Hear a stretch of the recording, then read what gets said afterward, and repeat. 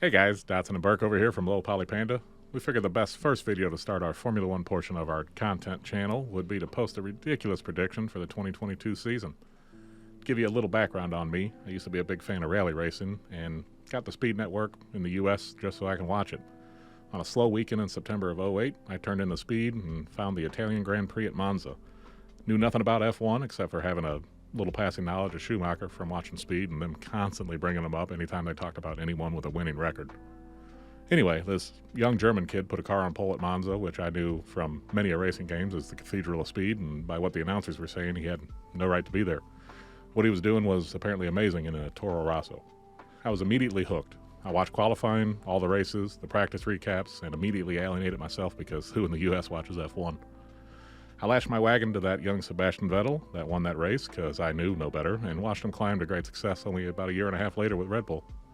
He went on a run and went to the fabled Ferrari, had some strong seasons, fast forward a few more years, and here we are, coming off the heels of a season where Red Bull finally toppled Mercedes in this hybrid era. Max finally bested him on the last lap of the last race and took Hamilton down. Crazy ending for a crazy season, and there's more people than ever interested around with the success of Drive to Survive, the F1 games. It's like a dream for an F1 nerd for me. But, Burke, what about you? I don't know anything. Good, perfect. But what about No. F1? We already do that, No, it's you've been a big proponent in getting me into Formula One. I would say my first experience really has been you throwing me Formula One 2021 for the PlayStation 5. Started racing in that a little bit. Started the seed had been planted. It's been you've been watering it steadily over these past several months, and I think something's about to bud here. So that's kind of where I'm at.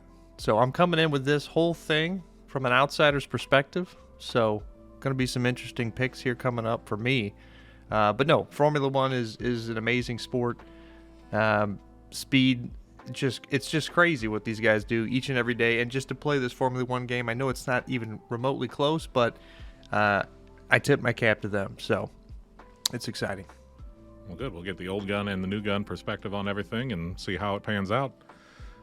Before we get to the predictions, we'll tell everybody who might be new here just about what's happening in 2022. If you guys are catching up through Drive to Survive and seeing this for the first time, not knowing what regulation changes are coming, we got a few major changes coming. Firstly, everything's going to look radically different on the cars. The technical regulations that were meant to go into effect a few years ago were delayed courtesy of the pandemic. They're finally dropping this year. The cars had so much wash from their aero that it was hard to follow closely behind another car because of the dirty air. This year, it's going to be all ground effect driven, which we haven't seen since the 80s, and there's going to be a lot less noise in the bodywork now that the Venturi tunnels are underneath doing most of the work for the grip. Barge boards are completely gone, end plates are hugely different, front wings are redesigned, rear wings are wider, they're higher, they're more restricted. Bodywork gets a huge coating of rubber to reduce parts breaking off. It's going to be a big change, and if you don't really know much about cars of Formula One, then cars are going to be doing different. But what am I missing?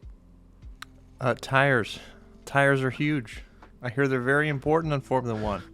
Yeah. And speaking of huge, they're getting bigger this year. Which aren't we all? That's what COVID did to everybody, You sit at home, you get bigger, it happens.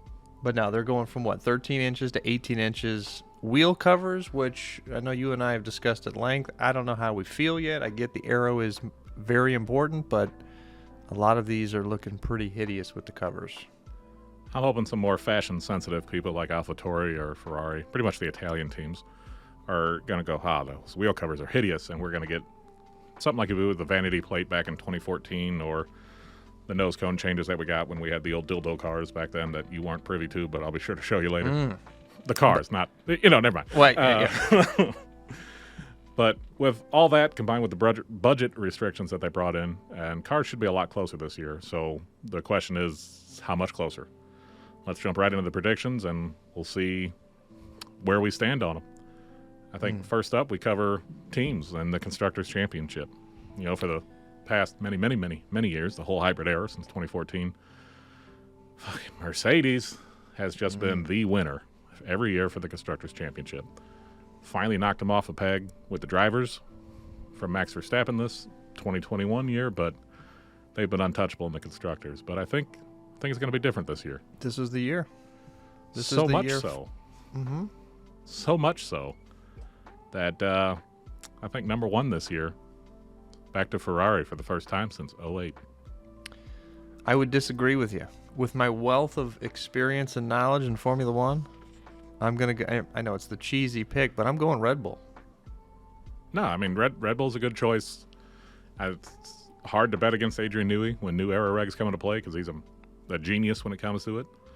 So not a bad choice, but I think Ferrari, with the driver pairing that they have and their 2022 development on the engine, I think they're just going to be tough to beat, and I really want to see them win. So up top we got Ferrari and Red Bull. That's not bad. Well, So close it's to not my gonna be- pick. It's not going to Well. be Ferrari, but all right, that's fine. Okay, we'll see. But they're my getting into the number 2 spot, though. I do have Ferrari, so Funny enough, I have Red Bull. I got your back there. So we flipped them. And see. coming up number 3, I got Mercedes. I got Mercedes as well. We'll see. We'll see. Young Gun or you. We'll see. We'll see. No, hey, we'll see who gets number 3 right. George coming in, being new to the team, and Lewis being on the fence as of this recording, which we're doing January 12th. Don't know if he's going to come back in. That can make a huge impact on where Mercedes lands on this list. I think 3 it's probably conservative based on how they've performed, but everything's kind of up in the air right now, and it puts them at a huge risk of tumbling from the top. Number 4, I got McLaren. Number 4, I have McLaren as well. Yeah, it's hard to bet against McLaren. I mean, they've been a amazing team, and I think statistically the most successful before Mercedes came in for 40 years. They got billions of sponsors. Zach Brown leading the team, put them in the right direction over the past few years. But having to sell the technology center, paying a huge amount for Ricardo, needing all the sponsors. There's talks about selling the team to Porsche, and not to mention they're stretching their budget across so many different race series that I don't know what they're putting in the infrastructure for F1. Curious to see how their 2022 Challenger comes in, but I think 4th is a solid spot for them. Up 5th, I'm going with Alpine. You ain't gonna like what I'm about to say. I got Haas, number 5 spot. That's right. I mean, you might have wrote it coming down in wrong. You might want to hot. check. Coming in hot this year. You got to tell Usually- me. You got to tell me why. Why Haas at 5th above all these other teams after they put in a dismal 2021? Well, I have, again, my wealth of experience and knowledge in Formula One. I have heard through the grapevine they put a lot of eggs in the basket for 2022, and I think they might show up and show out this year. So Haas, locking it in, number 5. That's why. We'll see how that one goes. I'll just skip past that to number 6 and try not to talk too much smack on you. Number 6 I got coming in is AlphaTauri. Well, that's where I've got Alpine, so. Fair. I think AlphaTauri, they would be higher. I think I'd put them 5th, maybe even 4th if they had a stronger driver pairing. I think Gasly's going to carry the team. Yuki is going to have to pick it up, or I think Red Bull and AlphaTauri will just cut his ass. I don't see them holding on to him for too long if he messes up another season like he did in 2021, but we'll see. Coming in at number 7, which is a big jump for them, sort of, is Alfa Romeo on my list. I have AlphaTauri as 7th spot, so we're just kind of shuffled up. You know, the Haas has moved things around for me. Yeah, So we still have the same top 3. The midfield's a little shuffled, but it's what you expect. Alfa Romeo has had some struggles. Sauber, and then turn it into Alfa Romeo, they've been struggling toward the back. But with the new driver lineup, injecting some life into it, Valtteri coming in with a lot of experience from Mercedes. Guan Yu Zhou's kind of an unknown. I don't expect much out of him, or really Valtteri. But the Ferrari engine, I think, is going to really help him this year. So I'm happy with 7. Now down at number 8, I have your beloved, apparently, Nope. number 5, Haas. Nope. And I've got Aston Martin. So, I mean, Haas, putting it at number 5 is a lot. We're gonna see. I think people are going to be surprised I put him at 8. I think that's going to be too high for most people. And Mick obviously had a lot of success in the junior divisions. Vettel being his mentor is great. Vettel's my favorite driver. And, of course, his father when he was younger. And then Haas just having the most development tokens and time available to them because of their dismal 2021 season. With Mazepin Senior's investment, the bonus plans to keep good people, the Keep Ferrari talking engine. yourself into it, see? No, I'm telling you why I had to crawl them out of 10th to 8th. There's no way they're getting up to 5th. Now, look, what was it, 2018? Not a couple years ago, they were 4th, 5th in the championship. Okay. As a new team. So anything's possible. Anything. Except for Haas getting above it.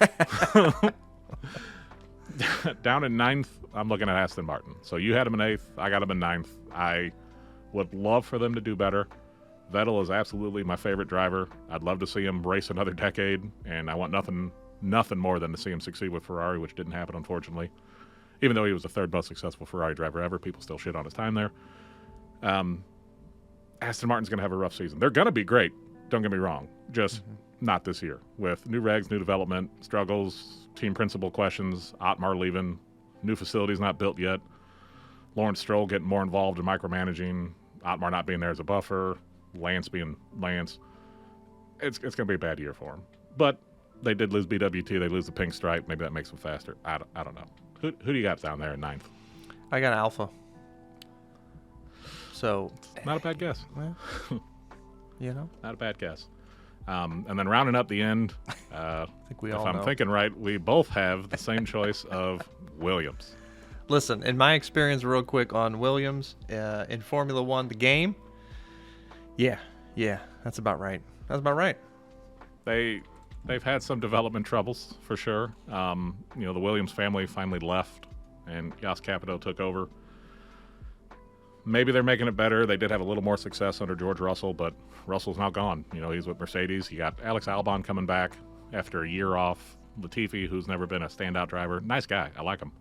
But I just don't see Williams making a lot of gains this year. And I think Latifi will be closer to Alex than he was to George, but they'll be fighting each other for 19th. And just to add a little extra compliment here, though, the car doesn't look that bad, though. Be nice here. Nice. The white and blue rocket colors that they had, Martini I thought looked pretty good, but the white and blue rocket that they had was garbage. It looked like a porta potty on wheels. And this year I think they did make improvements. Got a lot of busy stripes on it that look really good in motion. So they got something going for them. There's that. And then, with Latifi's money, they got a great coffee sponsor. So all bonuses, right? All bonuses. Just maybe not in racing. So that's our 10 teams. Don't know how they're going to stack up. Those are our crazy predictions. Be sure to comment down below where you think our predictions are, what your predictions are, and I think I'm going to get a lot of love on Haas. Well, real quick, I just got to throw it out. I think we're going to be deleting this video because yours was so off that we're embarrassed, but we'll see. Drivers' championship-wise, we're not going to go through the whole list of where we put the drivers 1 through 20th. I think what we do is just say, I'll come right out and say it. I think Charles Leclerc is taking home the Drivers' Cup this year. I'm going to go Verstappen. He's going to go back-to-back. He's just getting where he needs to be, and he's just going to continue to dominate this year. It's hard to bet against Verstappen, especially in a Red Bull when there's new aero regs. And I keep going back to his Jeddah quali lap last year, and up until the last turn when he crashed, it was so amazing that other F1 drivers like Alonso and Ricciardo watching it were just in awe, and I was too. The pace he can find on a quali lap is ridiculous, and he pushes really hard. He's grown a lot as a driver. He used to be crash happy. He's a lot better now, so it's hard to bet against him, but I just think that Ferrari's going to be too much. We'll see. Yeah, we'll see. We'll see for sure. But outside that number 1 spot, why don't we go through the driver pairings and just see, instead of where they're going to be 1 through 20, how about we just compare them to their teammates? So we'll knock it out with Alfa Romeo first. You got Valtteri Bottas versus Guan Yu Zhou. I think we're both in the same category here of Bottas. For sure. Guan Yu Zhou, he comes in as a pay driver. He brings a lot of money and Chinese sponsorship. Could be good. He did okay in Formula 2, but I think that seat should have went to Piastri or to Poucher. He's there for the money, and I think he's going to drive like it. Bottas was a good number 2 at Mercedes, but now that he can come in as a team leader with all the experience he has, I think he's definitely going to beat Joe. There's no question there. Next up, we got AlphaTauri. I'd go with Gasly here. Pierre Yeah. for the win. Yeah, Over Pierre Yuki. obviously with a win back in 2020 in an AlphaTauri, which is unexpected. Winning at Monza for an Italian team, always something special. And then he absolutely killed it in that AlphaTauri last year. I mean, he was Mr. Consistent with 4th and 5th places in a car that shouldn't have been up there, and his teammate Yuki was nowhere near him. Yeah, they're both coming into new regs, new cars, but I still don't think Yuki can hold a candle to Pierre, and Pierre shouldn't have lost that Red Bull seat, but he's going to prove it. He's going to smash him. Next up, Alpine with Ooh. the handsome Alonso. I got to just go with him because he's a good-looking man. I just got to say it. His hair is fabulous. I'll send you one of the pictures later. He's in a lawn chair at one of the racetracks after he crashed out. Just looks gorgeous. But, yeah, I mean, Ocon had a win at Hungary this year, but it was supported by Alonso playing defense like a champion against Hamilton. Ocon has had moments of brilliance. He's been okay, but at first part of the year was rough. Alonso's been real impressive, even though he's 40. He came back. Nobody thought he was going to perform like he did, and he came out. That man's Came out 40? like God, he's 40, dang. right? What are we doing wrong? We're not worth millions and millions of dollars, I guess. Might have There's something to do with genetics it. in there. There's Yeah, genetics. there's some of that. There's some of that. But yeah, I'd go with Alonso as well. I'd agree with you on that. Who we got next? It's Aston Martin. Aston Martin. I mean, Well, I already know where you're at. yeah, Vettel for sure. Yeah. We'll go with Right. Vettel.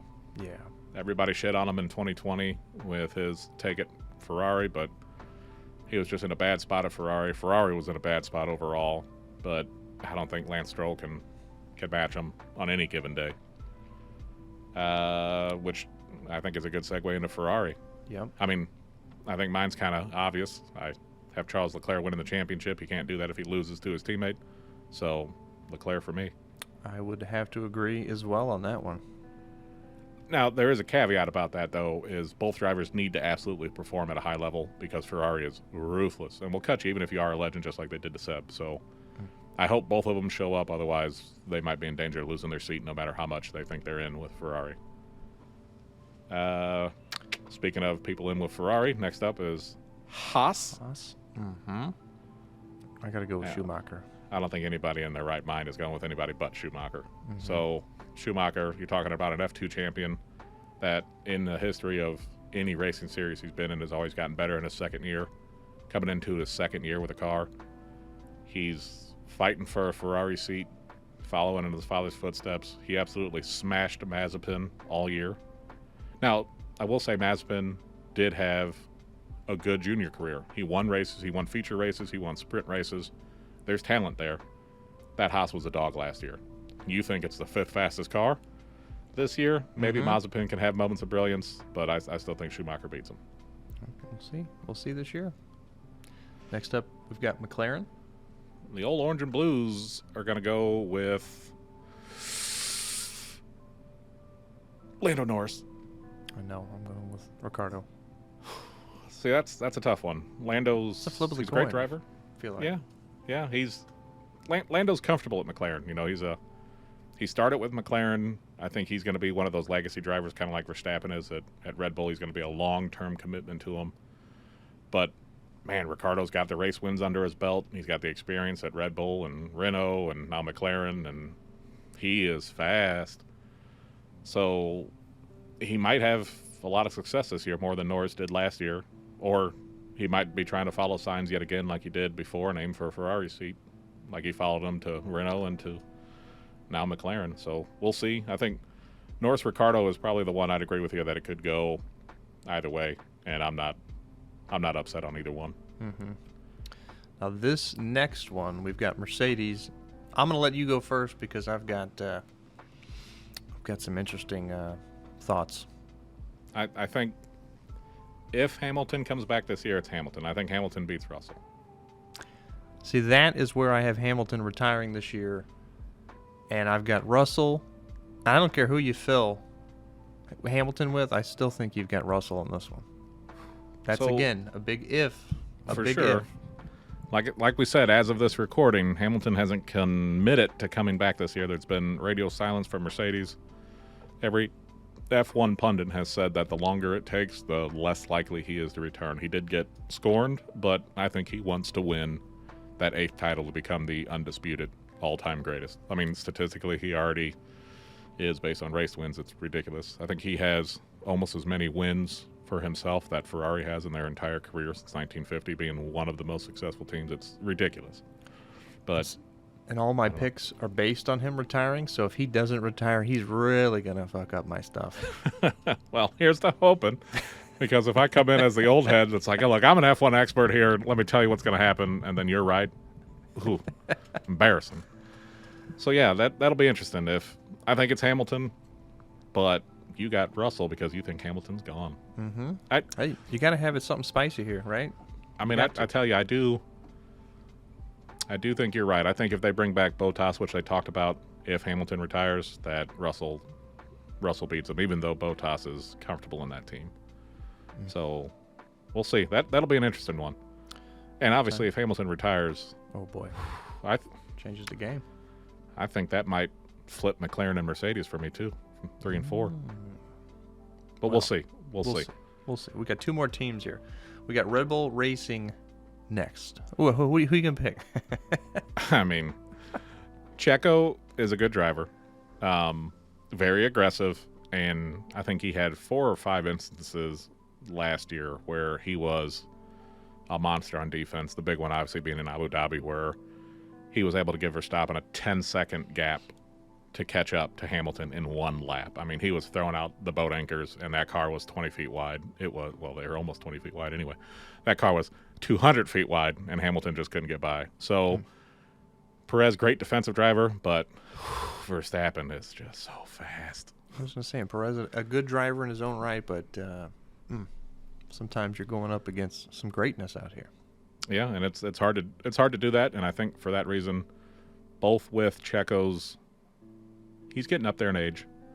Red Bull likes youth, and they have Gasly in the wings, they have Albon in the rings, they have plenty of other Red Bull Academy drivers in the wings. I think Perez has to turn it up, or his seat might be on the chopping block, and that second seat traditionally has been a very volatile one. So I think Verstappen for sure takes that driver pairing, and if he takes it enough, Perez might be gone.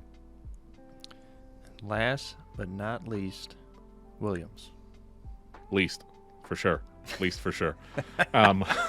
Williams brings in Alex Albon back, ex-Red Bull driver, ex-Toro Rosso driver. Had a year and a half in Red Bull, did okay. You know, again, up against Max Verstappen, didn't look great against him, but got a couple podiums. And then pairing with Latifi, who, again, could be a good driver. I like the guy, but he's been in a Williams the 2 years he's been in. So, which I was telling you earlier, Albon has 2 podiums. Granted, those were not in Williams vehicles, but right, he does have that. I don't know. I'll go Albon. Oh, well, I was going with Latifi anyway. So, well, there you go. So there's our predictions on who's going to win the teammate pairings. How they look out in the 1 through 20 rank, we'll see.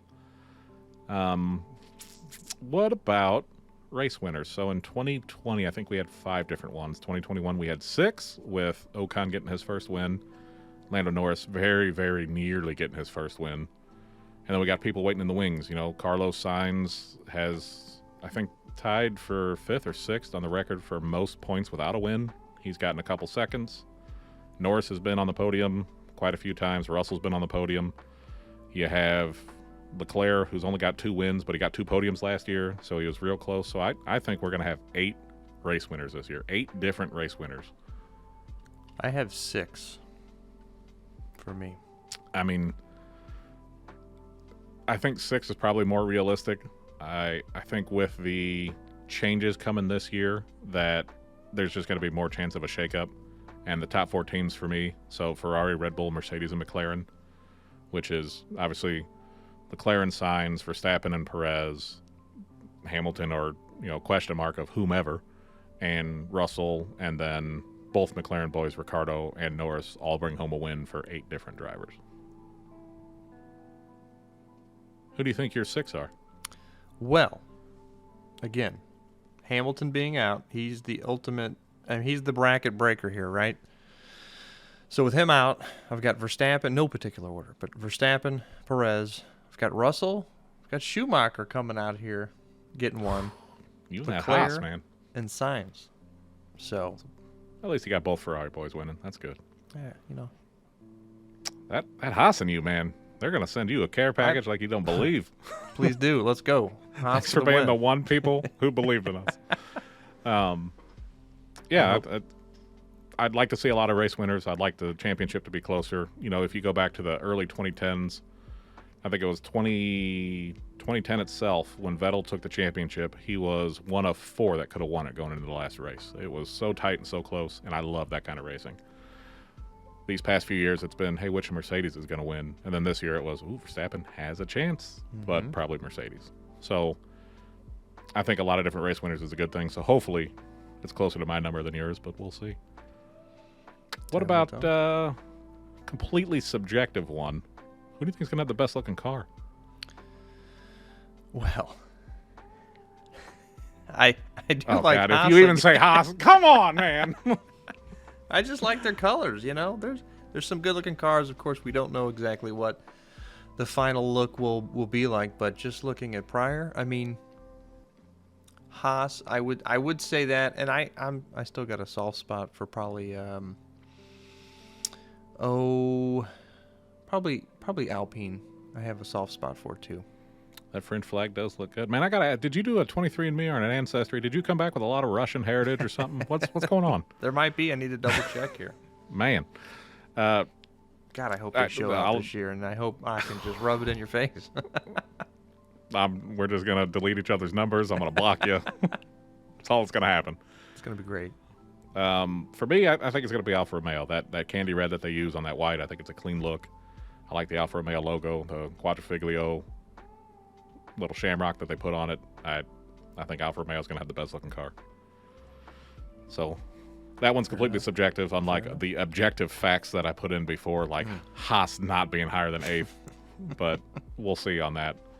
And then I know we had talked about most improved driver, but I think that one's going to be an obvious one where it's got to be George Russell. You know, going from that Williams into a Mercedes, nobody else is making that big of a leap. Unless you say, well, hey, last year Guan Yu Zhou didn't have any points in Formula One, and now he has 1, then 100% increase.